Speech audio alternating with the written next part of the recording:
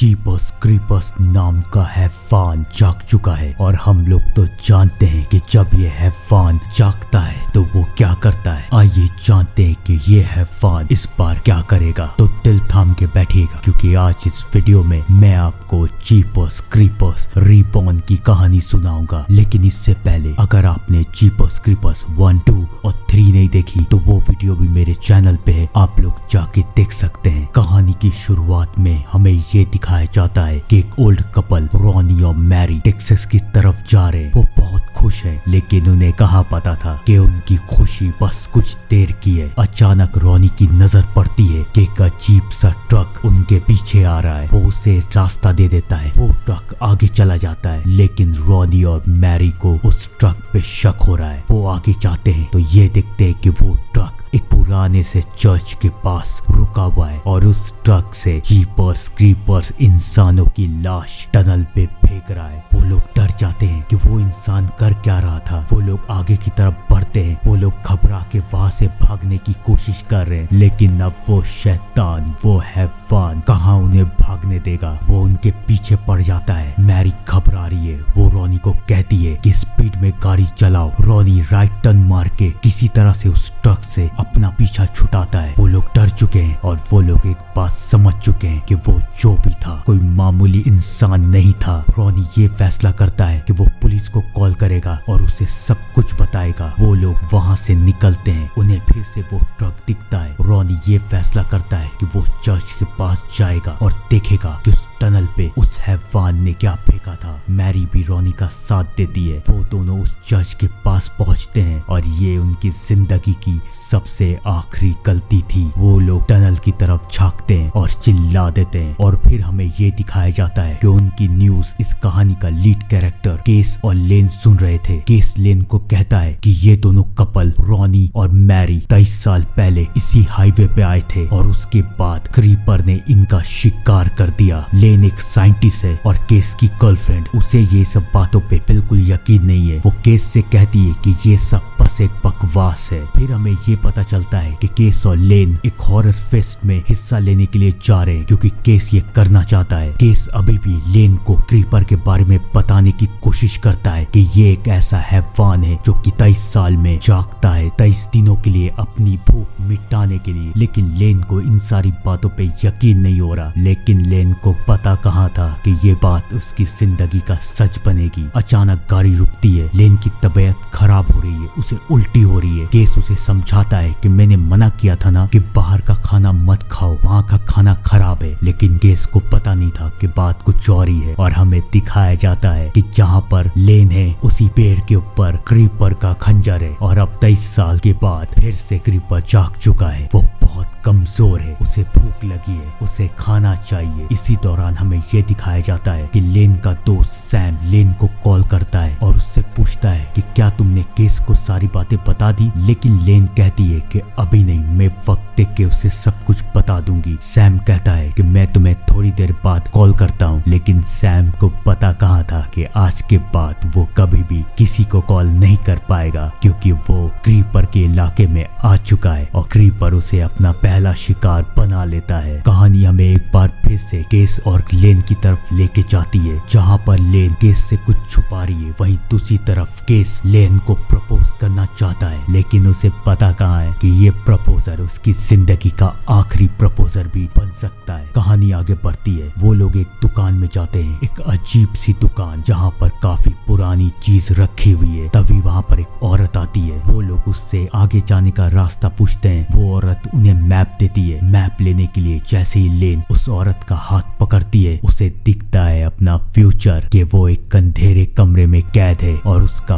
बच्चा रो रहा है। वो घबरा जाती है लेकिन वो औरत सब कुछ समझ रही है कि क्या होने वाला है। लेन और केस वहां से चले जाते हैं और उनके जाने के बाद वो औरत किसी को कॉल करती है और कहती है कि हमें अपना शिकार मिल चुका है। नेक्स्ट सीन में हमें दिखाया जाता है कि केस और लेन होटल पहुंच चुके हैं और अब वो लोग हॉरर फेस्ट में जाने की तैयारी कर रहे हैं। और हॉरर फेस्ट में सबसे स्पेशल शो है क्रीपर का शो कि कौन अच्छा क्रीपर बन पाता है। शो में जाने से पहले लेन को ये पता चलता है कि वो माँ बनने वाली है, लेकिन उसने ये बात अभी तक केस को पता ही नहीं है। कहानी आगे बढ़ती है, वो लोग शो में पहुंचते हैं और वहाँ दूसरी तरफ क्रीपर भी अपने शिकार के लिए तैयार हो रहा है। अब वक्त आ चुका है उसके शिकार करने का। जहाँ एक तरफ क्रीपर शिकार के लिए बाहर निकल रहा है, वहीं दूसरी तरफ शो में केस और लेन दोनों को मजा आ रहा है। लेकिन लेन को कुछ अजीब लग रहा है। उसे लग रहा है कि शायद यहाँ पर कुछ अजीब होने वाला है। तभी वहाँ पर एक आदमी आता है जिसके सीने में चाकू है। सब डर जाते हैं, लेकिन फिर हमें ये पता चलता है कि वो आदमी नाटक कर रहा था। लेकिन उस आदमी को पता कहाँ था कि ये नाटक उसकी जिंदगी का आखिरी नाटक बनेगा। वो आदमी अकेले जंगल में जाता है और फिर क्रीपर उसका शिकार करता है। बाहर क्रीपर का दर्दनाक मौत का खेल चल रहा है और वहाँ अंदर एक दुकान में क्रीपर का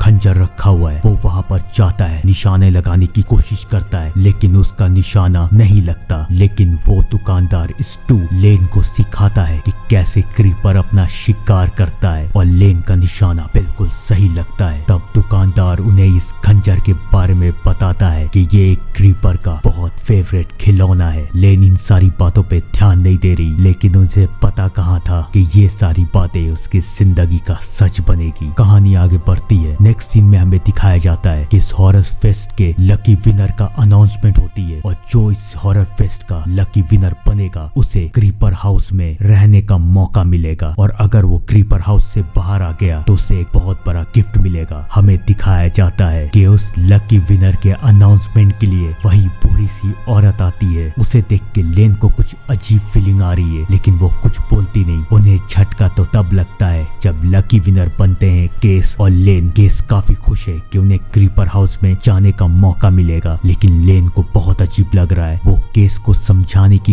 कोशिश करती है, लेकिन केस मानता नहीं है। वो लोग बैक स्टेज जाते हैं जहाँ पर इस शो का प्रोड्यूसर जेमी भी उनके साथ घर के अंदर जाएगा और इस शो की होस्ट कैरी और कैमरामैन माइकल भी। लेन पूछती है कि हमें उस घर पे ले जाएगा कौन, तो कैरी बोलती है कि किस्टू नाम का बंदा है, वही हमें ले जाएगा। वो लोग वहाँ से निकलते हैं। लेन ये देख के चौंक जाती है कि ये तो वही चाकू वाला दुकानदार था। उसे अभी भी बहुत अजीब लग रहा है। वो सब क्रीपर हाउस में जाने की तैयारी कर रहे हैं और वहाँ दूसरी तरफ क्रीपर अपने शिकार की तैयारी कर रहा है। वो लोग क्रीपर हाउस में पहुँचते हैं। वहाँ पर कैरी केस के साथ फ्लर्ट करने की कोशिश कर रही है, जिसे देख के लेन को काफी बुरा लगता है। लेन आगे की तरफ चली जाती है और वहाँ दूसरी तरफ माइकल का कैमरा काम नहीं कर रहा। वो अपने कैमरे को ठीक करने के लिए आगे जाता है, लेकिन उसे पता कहाँ था कि अब उसका कैमरा कभी ठीक नहीं होगा, क्योंकि अब वहाँ पर आ चुका है क्रीपर और क्रीपर का पहला शिकार बनता है माइकल। जहाँ पर एक तरफ क्रीपर अपना शिकार कर रहा है, वहीं दूसरी तरफ केस लेन को मनाने की कोशिश कर रहा है और हमें ये दिखाया जाता है कि क्रीपर की नजर अब लेन पे पड़ चुकी है। केस लेन को प्रपोज करने की कोशिश कर रहा है और उसी वक्त उसके सामने ही क्रीपर लेन को लेके चला जाता है। केस डर जाता है, वो चिल्लाता है, वो बाहर की तरफ भागता है। सब कोई उसे देखते हैं। वो स्टू,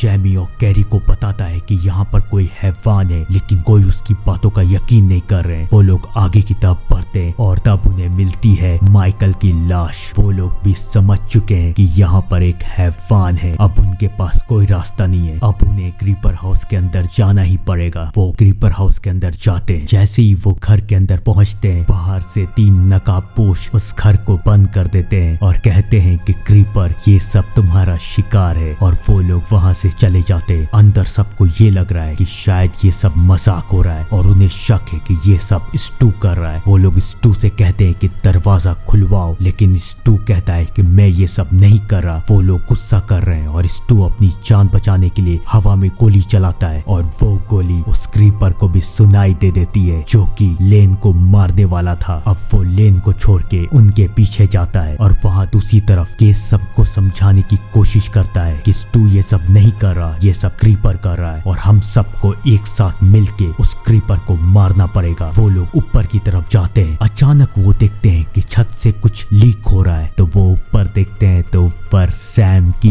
लाश है। वो लोग डर जाते हैं, लेकिन उन्हें पता कहाँ था कि ये तो बस एक शुरुआत है, क्योंकि उनका सामना होता है क्रीपर से। क्रीपर को देख के सब डर जाते हैं। सैम गोली चलाता है, गोली क्रीपर के हाथ में लगती है, लेकिन उसे कुछ नहीं होता। केस सबको भागने के लिए कहता है, सब भागते हैं और वहाँ दूसरी तरफ क्रीपर सैम का हाथ निकाल के अपने हाथ में लगाता है और हमें ये देखने को मिलता है कि क्रीपर का हाथ बिल्कुल ठीक हो चुका है। अब वो शिकार करने के लिए तैयार है। और वहाँ दूसरी तरफ लेन बचने की कोशिश कर रही है। उसे एक चाकू मिलता है, वो चाकू से अपने रस्सी को काटती है और वहाँ से बाहर निकलने की कोशिश करती है। और वहाँ घर के अंदर क्रीपर अपने शिकार के साथ खेल रहा है। सब कोई डर के मारे भागते हैं, सब कोई एक कमरे में बंद हो जाते हैं। तभी उन्हें आवाज आती है कि ऊपर छत की तरफ से कोई आ रहा है। वो लोग डर जाते हैं, लेकिन वो ये देखते हैं कि वो लेन है जो कि वहाँ से बच के आ चुकी है। लेन उन्हें सब कुछ बता देती है। वो लोग डर जाते हैं। अब वो लोग बचने की कोशिश कर रहे हैं। वो लोग एक कमरे की तरफ जाते हैं जहाँ पर उन्हें एक फोन दिखता है। जैमी उस फोन की तरफ बढ़ता है, लेकिन उसे पता कहाँ था कि वो एक ट्रैप है। जैमी का पैर शिकंजे में फंस जाता है। वो दर्द के मारे चिल्लाता है। अब किसी को समझ नहीं आ रहा कि क्या होगा। केस पुलिस को तो कॉल कर देता है, लेकिन पुलिस को आने में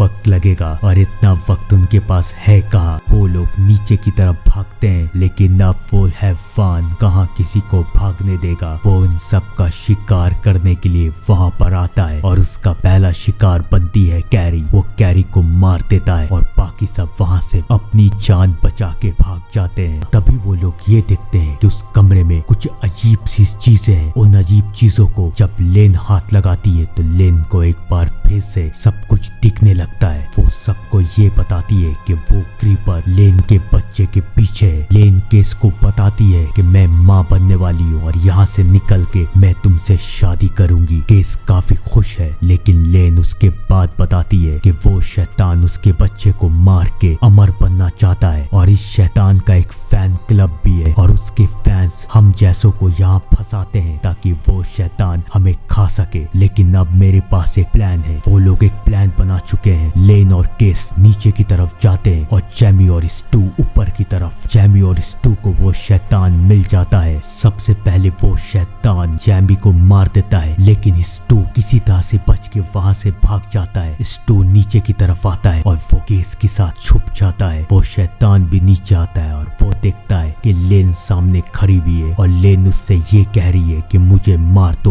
वो शैतान, वो हैवान लेन की तरफ बढ़ता है और केस और स्टू ऊपर की तरफ जाते हैं। वो शैतान अब लेन को मारने वाला है, उसके बच्चे को मारने वाला है। लेकिन हमें ये देखने को मिलता है कि स्टू और केस छत के ऊपर से वो क्रॉस निकाल रहे हैं और वो क्रॉस उसके ऊपर फेंकने वाले हैं। जब लेन ये देखती है कि केस और स्टू ऊपर की तरफ पहुंच चुके हैं तो वो उस हैवान की दोनों आंखों में खंजर घोंप देती है। अब उस हैवान को कुछ दिखाई नहीं दे रहा, वो अंधा हो चुका है। और इसी बात का फायदा उठा के स्टू और केस ऊपर से क्रॉस को फेंकते हैं और वो क्रॉस उस हैवान का मुंह फाड़ते हुए नीचे जमीन में धंस जाता है। वो हैवान चिल्लाता है और उसकी चीख सुन के उसके पालतू कौवे केस, लेन और स्टू पे हमला कर देते हैं। स्टू छत से नीचे गिर के मर जाता है, लेकिन केस किसी तरह से नीचे आता है और लेन को बचा लेता है। फिर वो दोनों ये देखते हैं कि वो सारे कौवे उस क्रीपर की लाश को लेके वहां से चले गए और फिर वहां पर पुलिस भी आ जाती है। लेकिन अब कोई नहीं बचा है, सिर्फ लेन और केस बचे हैं। वो दोनों कार के अंदर जाते हैं, लेकिन अभी कहानी खत्म नहीं हुई है, क्योंकि अब लेन बन चुकी है नई क्रीपर और उन कौवे ने भी पुराने क्रीपर को जिंदा कर दिया है। तो यहाँ पर होती है जीपर क्रीपर्स रिबॉर्न की कहानी खत्म और मैं मिलता हूँ आपसे थोड़ी देर में एक नई कहानी के साथ। तब तक के लिए thank you and good bye.